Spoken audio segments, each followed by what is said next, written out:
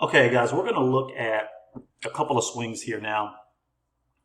Golf instruction has always said, everybody swings different. You got to swing your own swing. There's no one way to swing the club. Now, that is half true. And the reason why I say that is because everybody's swing looks different because we all have different anatomies. Okay, we all have either longer arms, shorter arms, longer torsos, shorter torsos. We all have different flexibility levels in our shoulders and our wrists. See, that's what makes the swing look different. But what's happening is you have to plug into a single method that works directly with the golf club, how it works. So you can swing your swing. So you can use your anatomy, your unique anatomy to make your swing yours. But you can't make your own swing yours by what? Lifting the club, loading and twisting and turning and saying, that's my swing.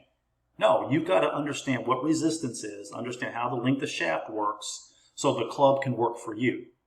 And then through the process of unifying that method, it's your anatomy, it's your unique anatomy that's going to make your swing look different, but we're all going to be swinging within the same process, within the same method. Now, let me take two extremes here, okay?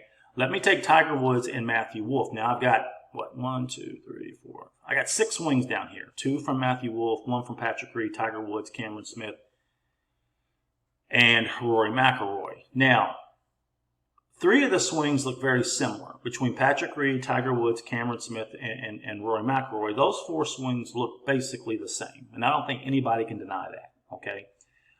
Where we run into differences is Matthew Wolff in comparison to the other 3 golfers, or other 3 golfers. And here's what I'm going to do. I'm going to take Matthew Wolff's swing here, and I'm going to compare it to Cameron Smith. Okay. Now, as we see Matt here swinging the club, he's real loopy. Okay.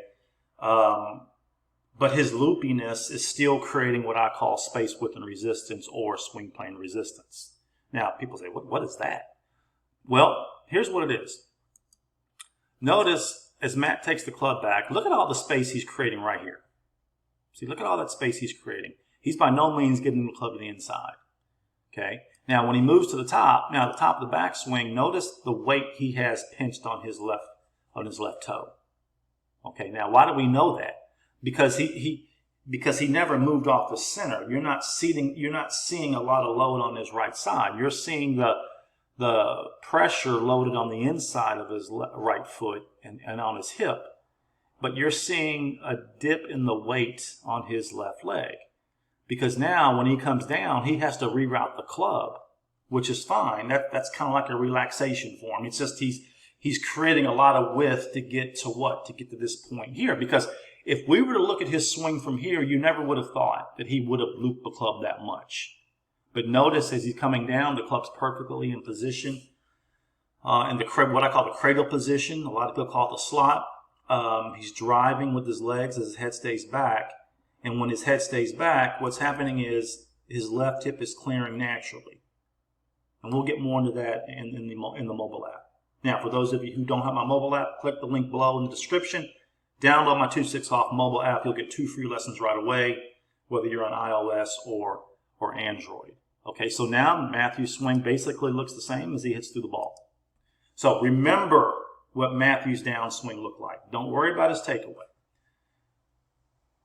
Now, let's go to Cameron Smith, because everybody wants to see Roy and Tiger all the time. So let's look at Cam Smith. Now Cam's also creating what? He's also creating space right here, just like Matthew was. It's just Matthew created it in a different way. But the objective was the same, to keep the club wide and keep the club out in front of him. Now, as Cam comes back, his space now turns into what? Now it turns into width. So now his space is now turned into width because he's going to need this width on the way down, the space on the way down to clear the club. So now Cam gets top of his backswing. Now, one thing that Cam does is Cam kind of gets across the line, okay, which is fine, okay. He works with it. But again, the principles are there. The method of space, width, and resistance is the same. Now, resistance simply means, again, that when Cam goes back, okay, his body stays right here as his arms stretch up and around. It's this spacing right in here, and I wish I had a different color.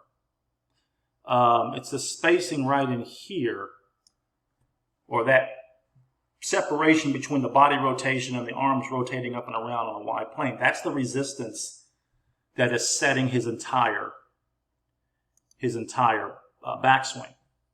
Because when you can resist something, when you can stretch something and engage something and keep it engaged, with here, which is the arms, wrist, hands, shoulders, hips, the backswing now can set itself. So on the downswing, all Cam does is come down, and lo and behold, he's basically in the same position Matthew Wolff was in. See, so again, the swings definitely look different, but on the downswing, they all come together. So you can maintain your space and width however you want, as long as you don't what? Come off your center, twist, load, weight on the right side. As long as you're resisted, you can create the spacing and width any way you want. Because the body's not moving, it's still keeping the what? It's still keeping the backswing engaged, so the backswing can set itself.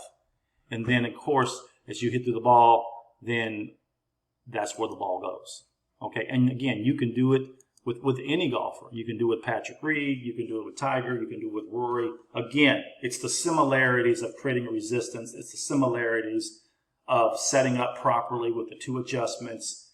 And all these guys are getting into the 6 club and body positions more easily than if they were trying to think about trying to manipulate something, trying to manipulate a shallow swing, or trying to square the club face of the ball, or trying to manipulate pronating this form or supinating that form. See, they're not thinking about any of that because resistance takes care of all that. Okay, so click my link, download my app.